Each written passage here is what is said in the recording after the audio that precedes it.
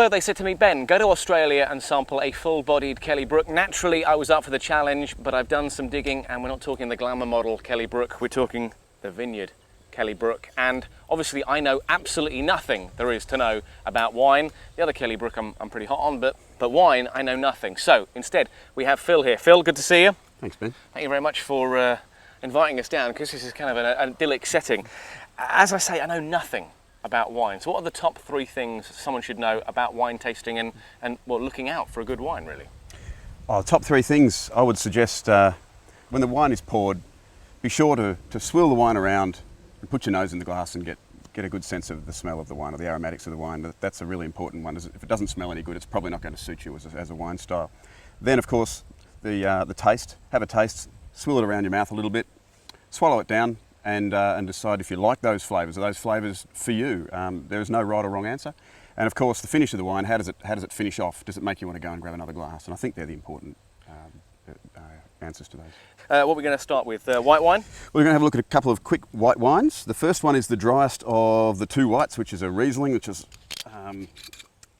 always served reasonably well chilled, not freezing cold, but reasonably well chilled. Okay, and what should I be hoping?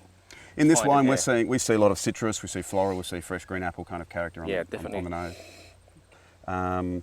Almost a minerally kind of character on the nose. It's a very clean taste, isn't it? Yes, yeah, clean. It's very refreshing. We'll come back to that a little later as well. Another white.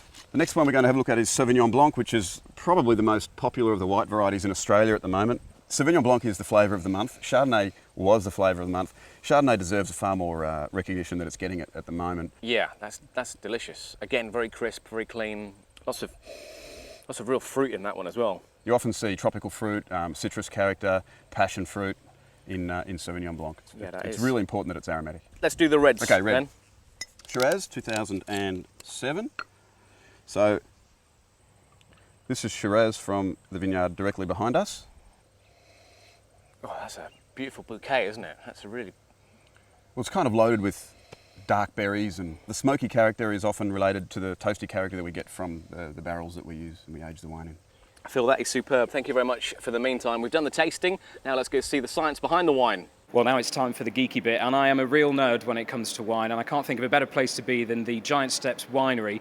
I'm joined by Matt here. Matt, nice to talk to you. Thank you. And this place is absolutely amazing. It's a really modern winery, isn't it? It's a new take on an old thing. You know, winemaking's been going on for centuries, and we've been doing it with old equipment, and this is just your modern style winemaking, and it really is fantastic here. Yeah, so we are using modern equipment here, but I mean, you know, the romanticism of kind of treading grapes, you know, in a big vat, I mean, you don't do that anymore. No, not anymore. We use a large machine like this, which is a press, and the juice then gets pumped into one of these tanks on the side. These are open vat fermenters used for red wine. For the white wines, we use one of the larger tanks at the back there. They've got the dimples. Quite simply, we add yeast to the juice. The juice is full of sugar, and the yeast chews up the sugar, a lot like Pac-Man, I guess, if you like, gubba, gubba, gubba, chews up all the sugar and turns that into alcohol. So we also get a few other things coming out of it as well, and a bit of gas and CO2 out through here, but that's basically simple as it is. I mean, you haven't done away with the old oak barrels, though, have you? The casks, you still need those?